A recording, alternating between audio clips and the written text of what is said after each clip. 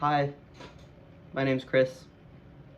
I'm gonna make a really quick video today about 3 books that I found cool that I read this year. Contemporary books in philosophy/science. Since the book club recording, it was really crappy audio, so I decided to do this instead. A really short video. I'll try and keep it like under 3 minutes for those of you who have terrible attention spans. Anyways, here's 3 contemporary books that I think you guys should probably read if you like the same type of stuff that I like.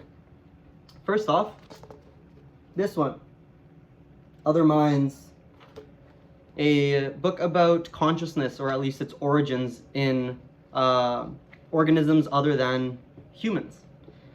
It talks about how consciousness or awareness, intelligence, cognition, whatever you want to cash it out as, how it developed in organisms other than mammals, so in cephalopods and in octopi more particularly.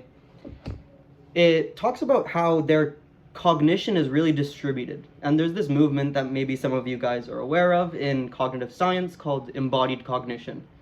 And it's the thesis that maybe all of cognition, all thinking, all memory is not just in the brain, it's like, extended in our bodies. And the octopus is like the perfect example of an organism with embodied cognition, because as some of you may know, like 2/3 of its neurons aren't even in its brain, it's in the tentacles. And so there's a lot of interesting questions that that kind of come up in studying octopi. Why are they so intelligent if they only live for a year or something like that, or 1 or 2 years?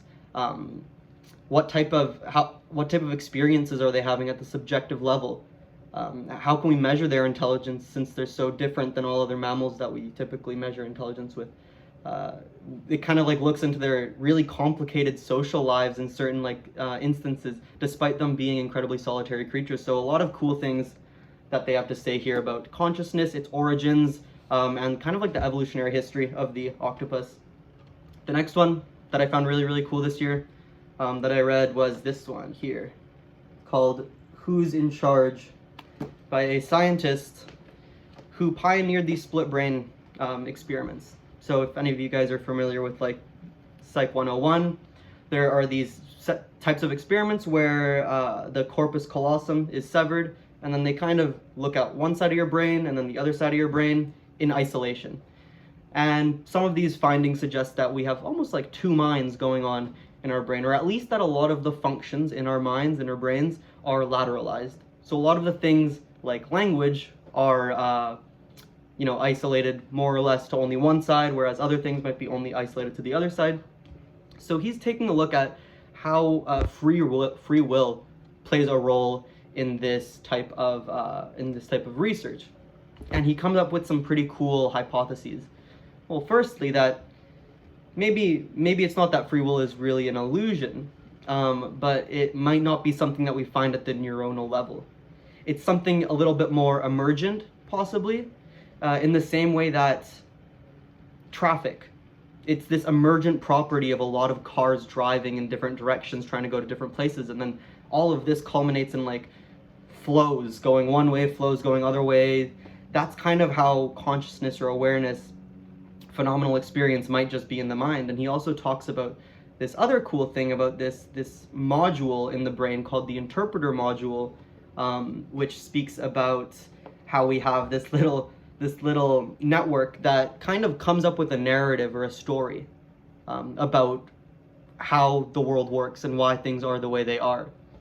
If a cat were to walk in through my window here and then this were to break and I weren't looking, I would easily be able to come up with a story or a narrative that the cat came in through the window and knocked this over, and then because this fell over, it broke and so on, and it spilled on the ground. But it's this like story that we're really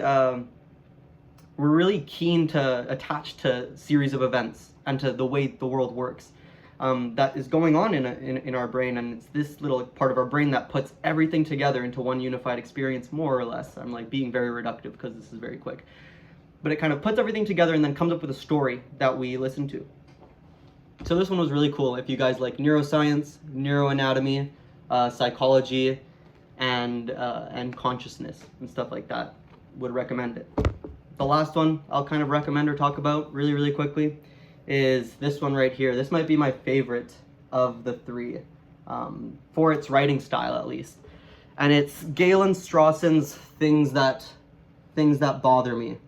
I'm sure everything you guys are seeing is like backwards, but oh well. But it's a collection of essays, of philosophical things and like philosophical troubles and personal troubles, maybe, ways that we look at ourselves,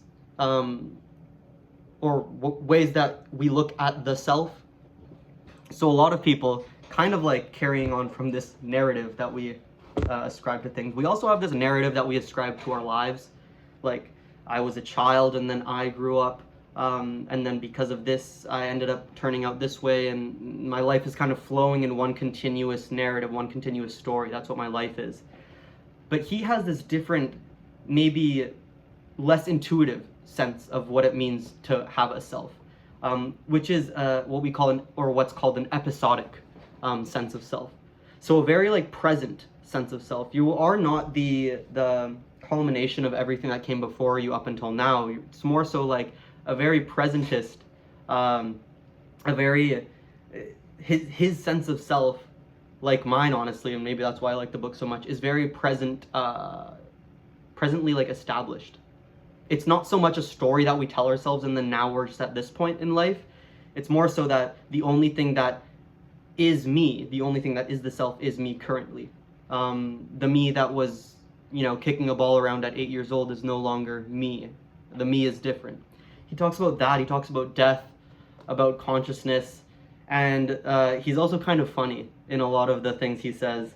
And there's a lot of like quotes and passages here that, I still think about to this day, even though I read this like months and months and months ago. But anyways, 3 books: Other Minds, Octopus, Free Will and Consciousness, Science, Who's in Charge, and then Galen Strawson's Things That Bother Me, more philosophical.